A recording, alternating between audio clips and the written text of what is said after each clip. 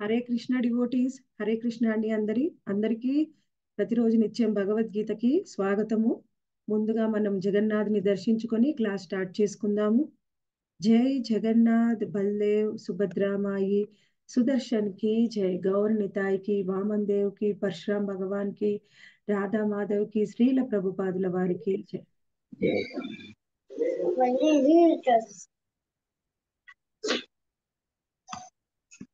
ఓం అజ్ఞానతిమిరాంధస్య ప్రభుజీ హరే కృష్ణ. మీరు మ్యూట్ లో ఉండాలి.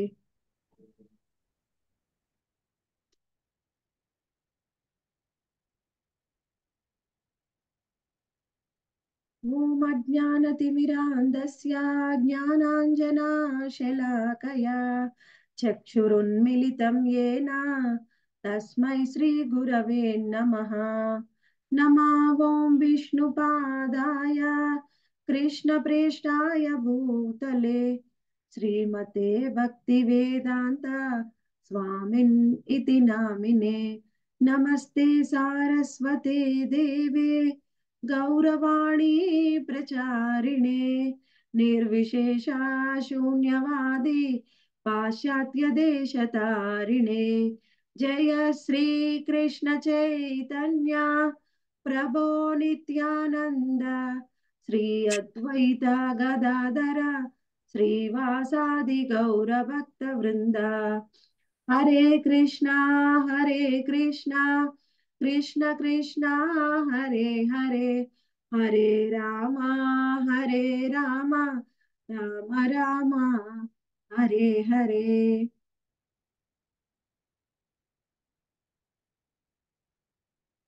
ఈరోజు మనము 10వ అధ్యాయము భగవద్ విభూతిలో 34వ శ్లోకాన్ని చర్చించుకుంటున్నామండి. మృత్యుం సర్వహరశ్చాహం ఉద్భవశ్చ భవిష్యతాం కీర్తిః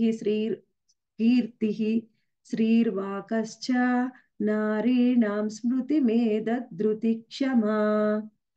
సర్వమును మృంగివేయునటువంటి మృత్యువును మరియు సృష్టింపబడనున్న సర్వజీవులకు ఉద్భవమును నేనే అయ్యున్నాను. స్త్రీల యందలి యశస్సు, వైభవము, మనోహరమగు వాక్కు, జ్ఞాపక శక్తి, బుద్ధి, సహనము నేనే. ఇక్కడ ఈ శ్లోకంలో మనకి శ్రీకృష్ణ భగవానుడు ఏం వివరిస్తున్నారు అంటే మృత్యువు గురించి వివరిస్తున్నారండి. ఫస్ట్ మనకి చెప్పింది మృత్యువు గురించి. మృత్యువు ఏ విధంగా వస్తుంది, ఆ మృత్యువు పట్ల ఎవరు ఏ విధంగా రియాక్ట్ అవుతారు అనేది చాలా ముఖ్యమైన విషయం. ఎందుకంటే మృత్యువు పట్ల ఎవరు ఏ విధంగా రియాక్ట్ అవుతారంటే వాళ్ళ యొక్క స్థాయిని బట్టి ఉంటుంది. ఇక్కడ ఏం చెప్తున్నారు, మృత్యుం సర్వ హరశ్చాహం.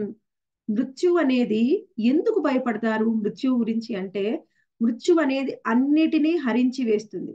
అన్నిటినీ అంటే ఏమేమి హరించి వేస్తుంది, ఇప్పటి వరకు మనకు ఉన్నది ఏదైనా సరే ఆ అన్నిటిని కూడా మృత్యువు హరించి వేస్తుంది. మనకున్న ధనం కానివ్వండి, కీర్తి కానివ్వండి, పలుకుబడి, మనకున్న ఆస్తిపాస్తులు, బంధువులు, మనకున్న ఈ శరీరము అన్నిటిని కూడా మృత్యువు హరించేస్తుంది. అందుకనే మృత్యు అంటే చాలా మందికి భయం. ఎందుకంటే ఎవరికి అవగాహన ఉండదు.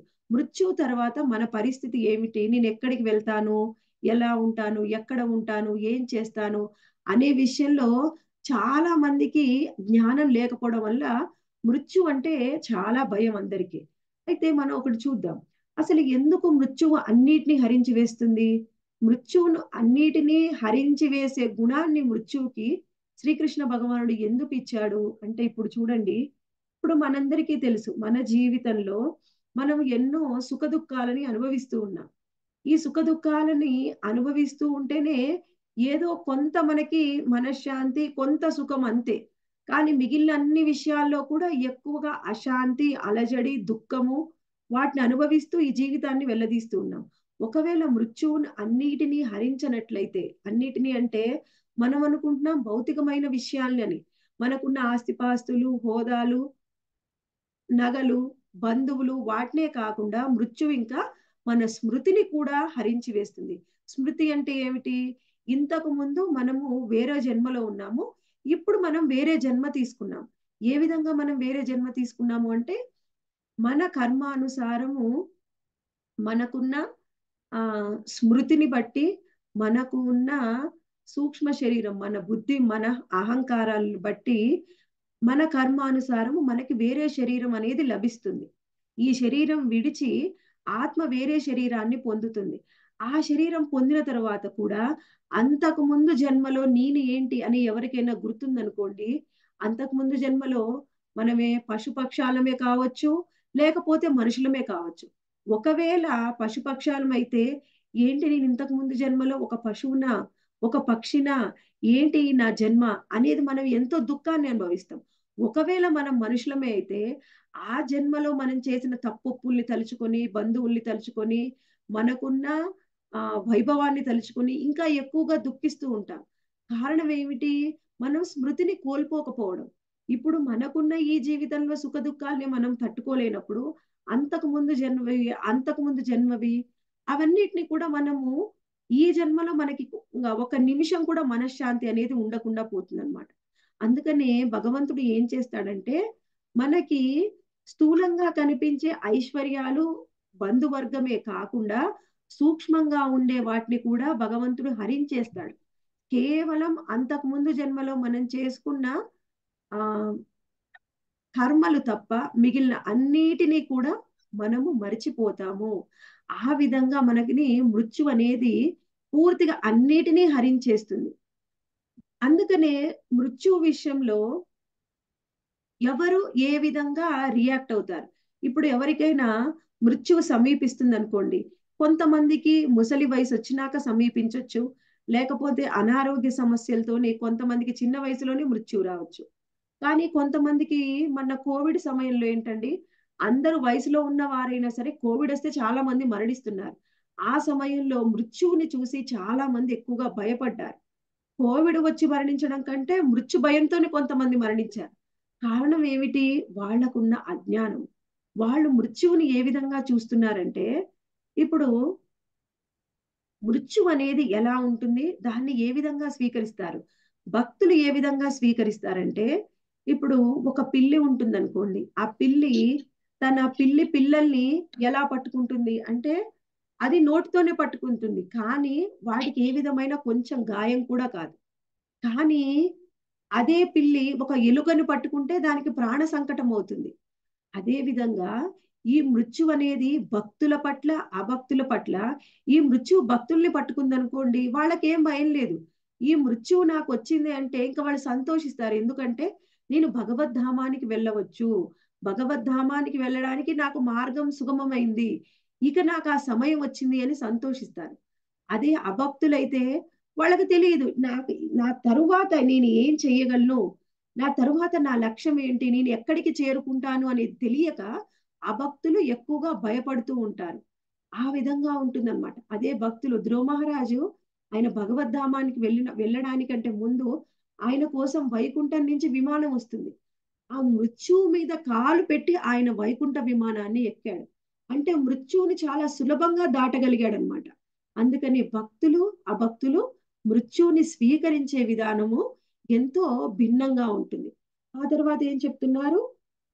ఉద్భవశ్చ భవిష్యతాం అంటే సృష్టింపబడనున్న జీవులకు ఉద్భవమును నేనే అయి ఉన్నాను అని శ్రీకృష్ణ భగవానుడు మనకి ఇక్కడ వివరిస్తూ ఉన్నారు. అంటే ఉద్భవించు అన్ని జీవులకి ఏంటంట, అన్నిటికీ ప్రతి ఒక్క దాన్ని, ఈ సృష్టించబడే ప్రతి ఒక్క జీవిని కూడా సృష్టి జరిగేది నా వల్లనే అని చెప్తున్నారు. ఈ విషయం చెప్తున్నా కానీ ఎన్నోసార్లు మనకి ఈ విషయం తెలిసినా మనము నిత్య జీవితంలోకి వచ్చేలోపు దీన్ని మనము స్వీకరించలేకపోతున్నాం. స్వీకరించలేకుండా ఈ ఎవరికైనా సరే జన్మ పొందడానికి కారణము కేవలం వాళ్ళ తల్లిదండ్రులు, లేకపోతే కొంతమంది అజ్ఞానంతోని నాకు ఆడపిల్ల పుట్టిందా, మగపిల్లాడు పుట్టాడా, అది కూడా కారణం భార్య అని భార్యను కూడా నిందిస్తూ ఉంటారు. ఇది ఎంతో అజ్ఞానవంతమైన విషయం అన్నమాట. అజ్ఞానంలో ఉన్న వాళ్ళే ఇలా మాట్లాడుతూ ఉంటారు. మీకున్న ఎన్నో శారీరక సమస్యల వల్లనే మనకి పిల్లలు కలగట్లేదు. అందుకని చూడండి ఇప్పుడు ఎక్కువ మంది ఈ పిల్లల గురించి ప్రయత్నం చేసే తల్లిదండ్రులు ఎక్కువ మంది పోయి టెస్టులు చేయించుకుంటున్నారు. ఏదో ఒక భౌతికమైన ప్రక్రియల ద్వారా పిల్లల్ని పొందాలని ప్రయత్నం చేస్తూ ఉన్నారు. అయితే మనకి ఏం చెప్తున్నారంటే, అన్నిటికి కూడా కారణం నేనే అని శ్రీకృష్ణ భగవానుడు చెప్తున్నాడు. ఈ విషయాన్ని మనం అర్థం చేసుకోవచ్చు. ఎలా అంటే చిత్రకేతు మహారాజు ఆయన అంతకు ముందు జన్మలో ఒక గొప్ప మహారాజు. చిత్రకేతు మహారాజు అదే జన్మలో ఎంతో గొప్ప మహారాజు. ఆయన ఎంతమంది భార్యల్ని వివాహం చేసుకున్నాడంటే, ఆయన 1,00,00,000 మంది భార్యల్ని వివాహం చేసుకున్నాడంట. అయినా కానీ ఆయనకి సంతానం కలగలేదు. అయితే అప్పట్లో కూడా టెక్నాలజీ చాలా బాగుందండి. వైద్యులు ఉన్నారు. వాళ్ళు కూడా అన్ని పరీక్షలు చేసి, ఏ విధమైన వైఫల్యం లేదు మీలో. అలానే మీ భార్యల్లో కూడా. అయినా సరే మీకు సంతానం కలగడం లేదు అని చెప్తారు. అందుకని ఆయన ఎన్నో రోజులు ఆలోచించి భయపడి తరువాత ఒక ఆయన ఇంటికి వచ్చిన మహర్షి వలన ఆయన కృపతోని ఆయన సంతానాన్ని పొందుతాడు. ఆయనకు సంతాన భాగ్యం ఉన్నా కానీ ఆయనకు ఋషి ఇచ్చిన ఆశీర్వాదం కాబట్టి ఆ సంతానం కూడా పుట్టిన కొన్ని రోజులకే మరణిస్తుంది. అంటే మనం అనుకోవచ్చు మనకు అన్నీ ఉన్నాయి కానీ సంతానం కలగట్లేదు. ఏ లోపం లేదు అని మాలో ఉన్న లోపం ఏంటి అని బాధపడుతూ ఉంటారు. ప్రతిదీ కూడా ఇచ్చేది భగవంతుడే. ఆ జ్ఞానం మనం కలిగి ఉండాలి. ఆ జ్ఞానం లేకుండా మన చుట్టూ ఉన్న వాళ్ళని పరిస్థితుల్ని విమర్శించడం వల్ల లాభమేం లేదు. నీకు సంతానం కలిగే భాగ్యం లేదు. అందుకనే శ్రీకృష్ణ భగవానుడు మనకి ఇవ్వలేదు. మనం చేసుకున్న కర్మానుసారమే అది ఉంటుంది. ఆ విషయాన్ని మనము ఎప్పటికి కూడా గుర్తుంచుకోవాలి. ఇంకొకసారి కొంతమంది భక్తులకు కూడా పిల్లలు పుట్టారు. అంటే వాళ్ళకి అవసరం లేదు. వాళ్ళు భగవత్ సేవలో ఉండాలనుకుంటున్నారు కాబట్టి భగవంతుడు వాళ్ళకి ఇవ్వలేదు. అంతే తప్ప మనము దాన్ని భగవంతుడి కృపగా తీసుకోవాలి తప్ప దాని గురించి ఎక్కువగా బాధపడాల్సిన విషయం లేదు అని చెప్తున్నారు. ఇంకా తర్వాత ఏం చెప్తున్నారు? కీర్తి ఆ తర్వాత మనకి కీర్తి, శ్రీ, వాక్కు, స్మృతి, బుద్ధి, దృఢత్వము, క్షమ అను 7 వైభవాలని గురించి మనకి వివరిస్తున్నారు. అయితే ఈ అన్నిటిని కూడా శ్రీకృష్ణ భగవానుడి యొక్క గుణాలే అని వివరిస్తున్నారు. అంటే ఏమిటండి ఈ గుణాలు? వీటిని మనము కొంతమంది భగవత్ స్వరూపులుగా భగవంతుడి యొక్క అంశలుగా మనం చూడవచ్చు. లేకపోతే వీటిని గుణాలుగా కూడా చూడవచ్చు అన్నమాట. గుణాలు అంటే ఇప్పుడు భగవత్ స్వరూపులు అంటే వీళ్ళందరూ కూడా వీళ్ళలో స్త్రీ మరియు వాక్కు. స్త్రీనేమో భృగు మహర్షి యొక్క కూతురు. వాక్కు ఏమో స్వయంగా బ్రహ్మదేవుడి యొక్క కూతురు. ఈ మిగిలిన 5గురు కూడా స్వయంగా దక్ష ప్రజాపతి యొక్క పుత్రికలు. వీళ్ళందరూ కూడా ఎంతో గొప్పవారు. ఇంకొకటి చూడాలి మనము, ఈ స్త్రీ అనేది ఇవి స్త్రీ యొక్క లక్షణాలు. అంటే స్త్రీలకు ఉండే లక్షణాలు అన్నమాట ఇవన్నీ కూడా. అదొక్కటే కాకుండా మనకి ఆచార్యులు ఇంకా ఎక్కడ వివరిస్తున్నారు, స్వయంగా శ్రీల ప్రభుపాదుల వారు కూడా భాషల్లో స్త్రీ వాచకాలుగా, అంటే వాచకము అంటే నౌన్, స్త్రీ వాచకము అంటే ఇవన్నీ కూడా కొన్ని గుణాలకు ఇవ్వబడిన పేర్లు. ఆ విధంగా కూడా మనము చూడవచ్చు అనమాట. అయితే ఈ గుణాలు అనేవి చాలా ముఖ్యమైన గుణాలండి ఇక్కడ. స్త్రీ అంటే మనకు చూడవచ్చు, తెలుసు మనందరికీ కూడా వైభవము. ఈ వైభవం అనేది ఎన్నో రకాలుగా ఉంటుంది. స్థావర జంగమాలుగా ఉంటుంది. అంటే మనకి ఎన్నో ఐశ్వర్యాలు ఉండవచ్చు. అలాగే జంగమాలు అంటే కదిలేవి ఎన్నో రకాల జంతువులు, వాహనాలు, వీటన్నిటిని కూడా జంగమాలు అంటారు. ఈ అన్ని వైభవాలు, ఐశ్వర్యాలు కూడా భగవంతుడి యొక్క కృప వలననే మనకి కలుగుతున్నాయి. ఆ తరువాత వాక్కు. ఈ వాక్కు అనేది ఎంతో ప్రత్యేకమైనది, ప్రాముఖ్యమైనది. ఎవరికైనా వాక్కు అనేది ఎలా అంటే మనం మాట్లాడే మాటని బట్టి మనం ఎలాంటి వాళ్ళము అనేది ఎదుటి వాళ్ళు ఒక నిర్ణయానికి వస్తారు. అందుకనే మాట్లాడేటప్పుడు ఆచితూచి మాట్లాడాలి. ఏం మాట్లాడుతున్నాం అనేది, నీ మాట ఎలా ఉంది దాన్ని బట్టి నీ మనసు ఎలా ఉంది అది రిప్రజెంట్ చేస్తుంది.